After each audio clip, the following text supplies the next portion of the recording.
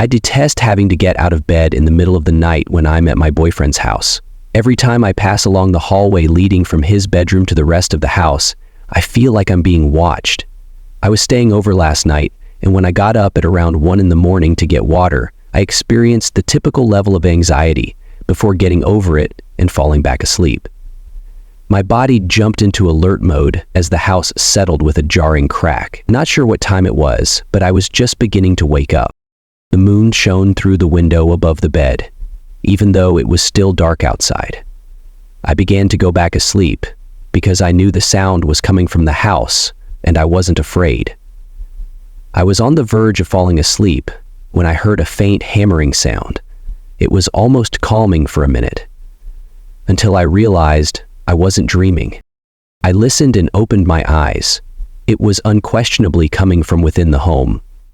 Someone seemed to be pacing the living room floor down the hallway. I told myself that I was being paranoid in an attempt to avoid freaking out. Then the footsteps picked up speed, sounding as though they were approaching a light jog as they came down the hall. They halted when they were directly outside the door of my boyfriend's closed bedroom.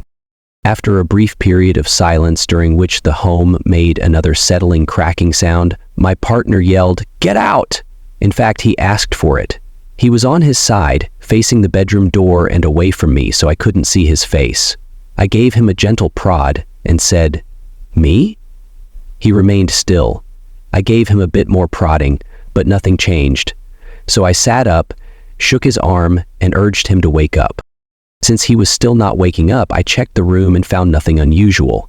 I briefly considered simply falling back asleep, but then my lover let out a gasp. I kind of moved toward the end of the bed, where there is a table with a lamp on it, and went for the switch because I couldn't tell if he was asleep or not, and it just frightened me out. At that moment, my partner replied, "You shouldn't do that." His voice was strangely irate. When I turned back to ask him what was wrong, the motherfucker was sitting in bed straight up, his eyes wide open, and he was grinning so broadly that I could see all of his teeth. I froze so hard I couldn't even open my mouth. I'm so grateful that I didn't urinate on myself. With a small chuckle, he remarked, "Tasty." Then, as like he wanted to fucking softly stroke my face, he slowly raised his hand and reached for it. For a brief moment, I felt the need to defend myself and slapped him. He tilted his head toward the direction of the slap and remained there for a moment, resting his head on his shoulder and his neck somewhat slack. After that, he put his palm to his cheek, gave me a doe-eyed smile, and said, "Thank you." Only then did I understand how difficult it was for me to breathe and how shaky my entire body felt. He gave me a hug and inquired as to why I was sobbing and what was wrong. My cheeks felt wet to the touch, like though I had been crying for a while. I even had some swelling in my eyes. It wasn't until then that I realized I was crying. His response to my question about what the devil had occurred was, "I had this fucked up dream. You might want to use it for movie ideas." I attend a film school. He had no idea that he was talking in such a sleepy manner. He told me this because I had to know what he was dreaming about. He was sitting in his room in his dream, trying to find something.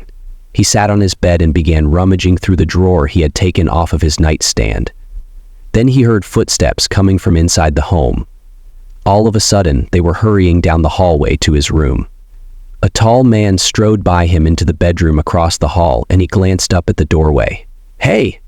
my guy exclaimed. For example, "Why in hell are you in my home?" The man returned to the doorway, where he stood and gazed into the room. Maybe that was the same man who had kissed her. My lover then said, "Get out!" The man was at the doorway, but in a split second, he was less than an inch from my boyfriend's face. "Open wide," the man urged, tilting my boyfriend's chin upward. Then everything simply turned black. He claimed to feel ensnared in the shadows. There was no sound as he tried to yell. He claimed that it seemed as though he had been there for hours before he abruptly opened his eyes to find himself sitting upright in bed with a blistering cheek. Since I was very young, I have been gradually losing the majority of my hearing.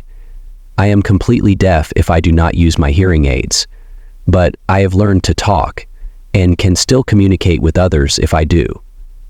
Not able to hear anything. Not at all. Nothing. When I was sleeping 10 feet away from my roommate, he would practice playing the tuba. It's difficult to maintain a career when your customers are always growing dissatisfied with your poor communication abilities. But generally, I don't mind it. This does stink occasionally because I can't enjoy music properly. Radio is just white noise to me. Since I've always been the quiet sort, I can put on my hearing aids and unwind in complete stillness when I'm at home. The issue with this is that, as the title may have indicated, I am unable to determine whether or not that quiet is meaningless. When I had a woman over at my new place for the first time, I began to worry something could be amiss. My grandfather had left me a pleasant, medium-sized home in a little town. The young woman I brought home was getting a little heated with me in the bedroom when she abruptly stopped and gestured for me to put on my hearing aids, which I did. When she talked, she was afraid. Something came to my attention downstairs. Would you please go check? To be honest, I was more than content to remain inside with the door locked. Despite being deaf, I'm not stupid. We all know what happens to the person who ventures out to investigate a weird noise, and I've seen a lot of horror films. Regretfully, my secondary brain was in charge at the time and realized that if I didn't go check things out, I wouldn't receive any. In silence, I slipped downstairs. In any case, I believe it was silent. The kitchen and living room were empty, and there were no windows or doors open. Before I could even realize what had happened, my companion dashed downstairs and hurried out the front door before I could finish inspecting. I haven't seen her since, and she never texted me back. I rationalized it away, and after a few weeks, I had essentially forgotten about that incident. A more intelligent man than me would have noped the fuck out of there once that happened. The second major red flag was when two policemen unexpectedly smashed in my door and pointed their weapons at me one day while I was playing Star Wars: The Old Republic on my computer in the living room. In my opinion, this is the only MMORPG worth playing. I kind of froze there without my hearing aids in till one of them cuffed me and the other went upstairs. They had a brief conversation when he returned and began asking me incomprehensible questions. I eventually persuaded them to release my handcuffs so I could replace my hearing aids, although it took some time. I still get chills from what they told me after I got them in. My neighbors apparently phoned 911 after hearing screaming coming from the house. Those two officers heard the yelling themselves and kicked open my door when they got there. There was no indication that anyone else was in the house when the search was conducted. They eventually simply left, though with a caution to keep my video game turned down. It was on mute, by the way, as they had nothing on me. I started to feel afraid at that point. I made the decision to continue wearing my hearing aids. It happened 3 days later as I was preparing a healthy ramen noodle meal for myself. Upstairs, I heard footsteps. It sounded as though someone was rushing from room to room. Even then, I tried to reason it away. I told myself it was probably the house creating noise. Since I was continually reading about houses making noise, those were most likely typical household noises that I had previously overlooked because I am deaf. After that, I heard more running footsteps and the toilet flushed. Fuck, never read about toilets that flush themselves. I went upstairs as quietly as I could after getting a kitchen knife. Yes, my idiot should have called the police, but what if they found nothing like they did the last time? I started by looking in the bathroom, which was thankfully vacant. Next, I noticed something in the guest bedroom, which was also unoccupied. The guest room has a big dresser with a mirror on top. It nearly touches the ceiling. Something about it looked strange today, even though I had never given it much thought before. I could see what was wrong as I got closer. The dresser was perched at an angle. When I moved it away from the wall, I discovered a big hole that led to a chamber I had never known existed. I had never realized that it had wheels below and made nearly no noise. A stack of tattered, worn blankets with a visible dent in the center was found inside the room, similar to a nest. Around the blanket pile, candy bar wrappers, empty potato chip bags, and open cans were scattered all over the floor. A rusty old filleting knife, similar to the ones my grandfather used to have in plenty, sat in the corner. Then, as you might guess, I concluded that the best thing to do was to get out of there as soon as possible. Before I could reach my bedroom, I halted in the corridor after leaving the guest room. There was a shadow moving about within, and the door was slightly open. I approached the stairs slowly, and when I took my first step, I inexplicably managed to plant my foot squarely on the entire staircase. Even I could hear how loud the boom was, and as soon as it was gone, there were more sounds. A terrible, piercing scream, and footsteps running from behind me. I bounded down the stairs and was out the door in a matter of seconds.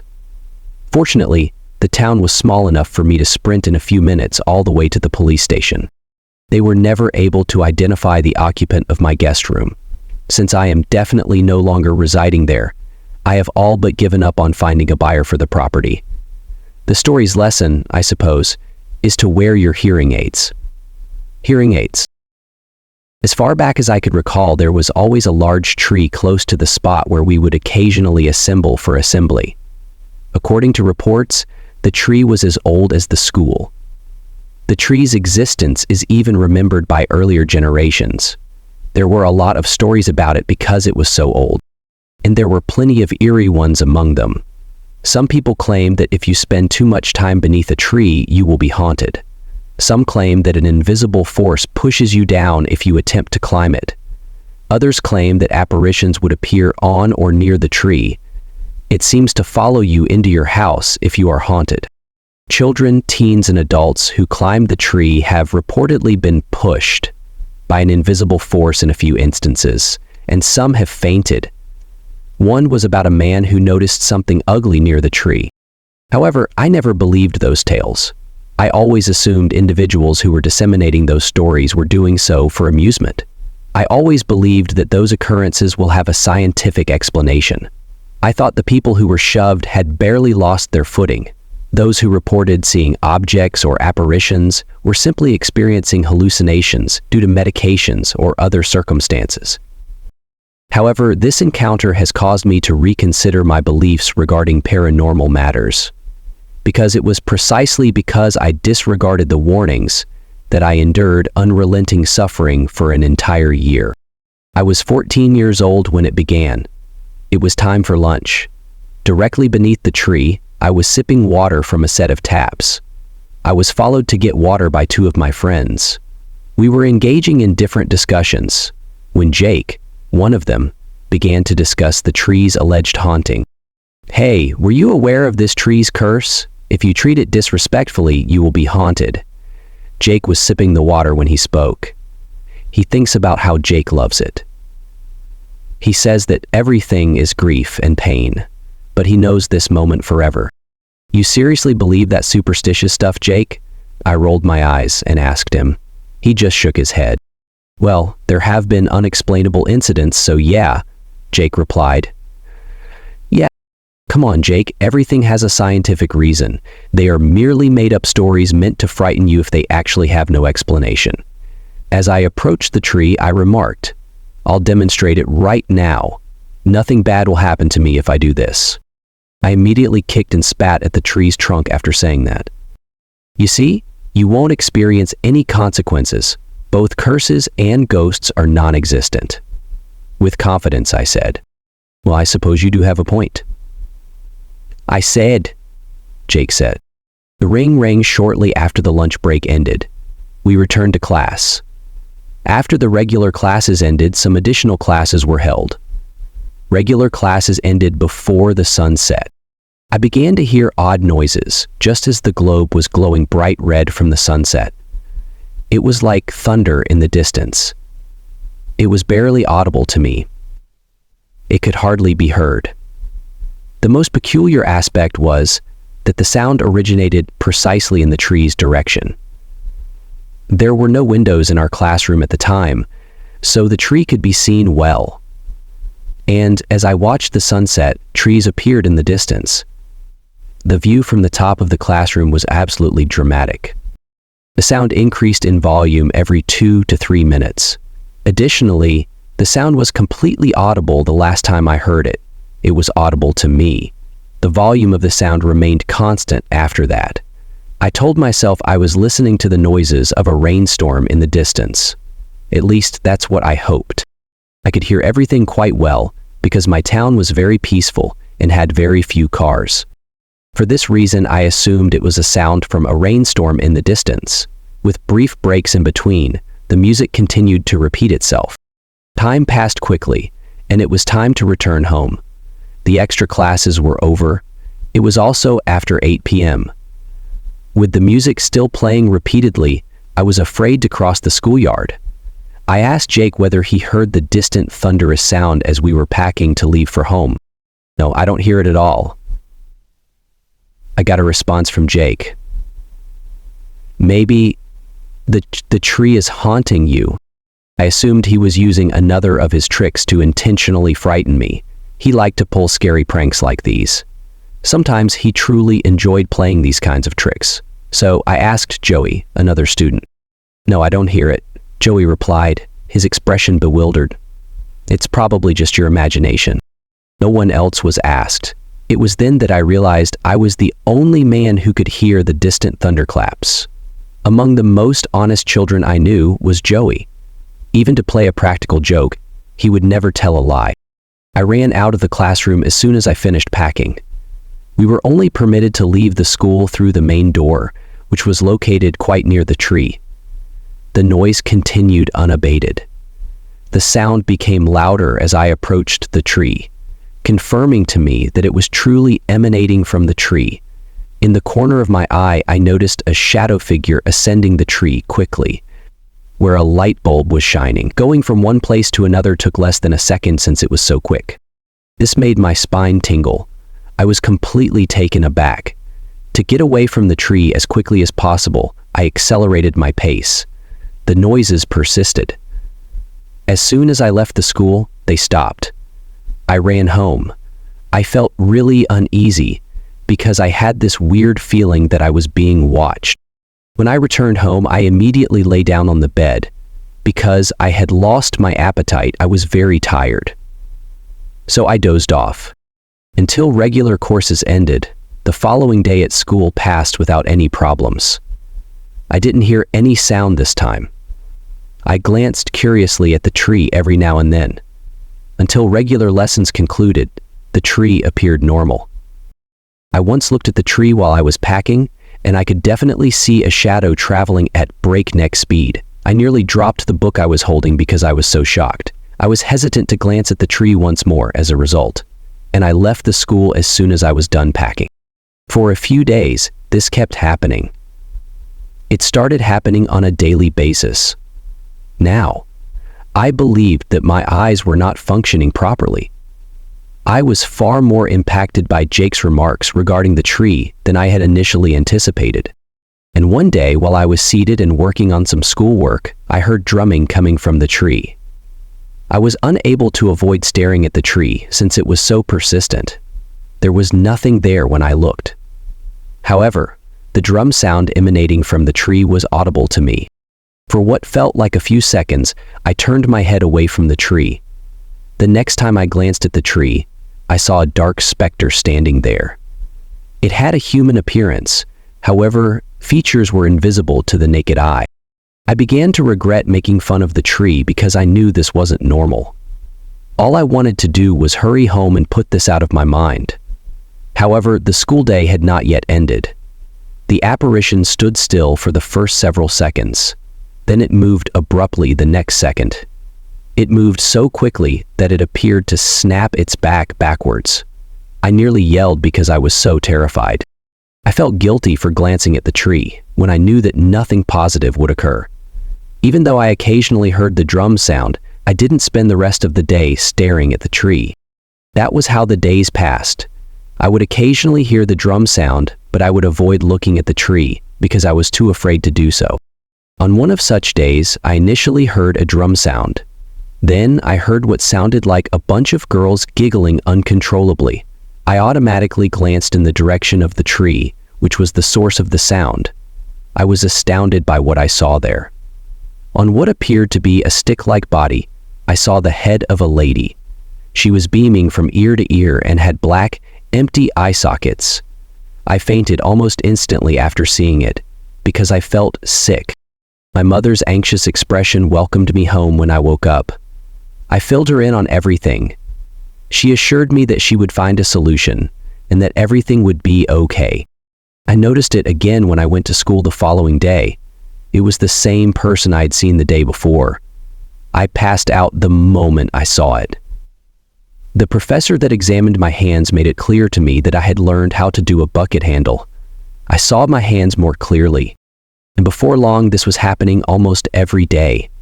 I was no longer able to attend school since it had gotten so awful. I was unable to attend school for several weeks. I also became physically ill. During my stay at home, I had no new experiences with that beast. My mother was concerned about my health and made every effort to find me a caregiver. However, nobody was able to. My mother hoped for a change and sent me back to school after I recovered. However, the same thing occurred once more, albeit with harsher consequences. This time, I noticed a bunch of animals dancing beneath the tree, their faces distorted and their legs like goats. It made me faint too, just like the other figure did. I took an extended vacation from school this time. It was routine for the first several days, only experiencing minor bodily illnesses, like its fever. However, after a while, I began to faint whenever I saw the prior figure in various locations throughout my home. I really recall this one instance, when it completely frightened me. The moon shone brightly that night. I was reading a book when I dozed off, and I kept seeing the same figure in my nightmares. I woke up quickly after seeing the thing in my dream, only to find it on the ceiling, directly above my head. I felt a hand grip my neck as soon as I saw it. I gasped for air and then passed out. I woke up in the middle of the night, close to the school. I was completely terrified. With my head down in case I saw it again, I sprinted as fast as I could back home. My mother saw red marks where the hand had been on my neck the next day. No we ever claim it? I know we.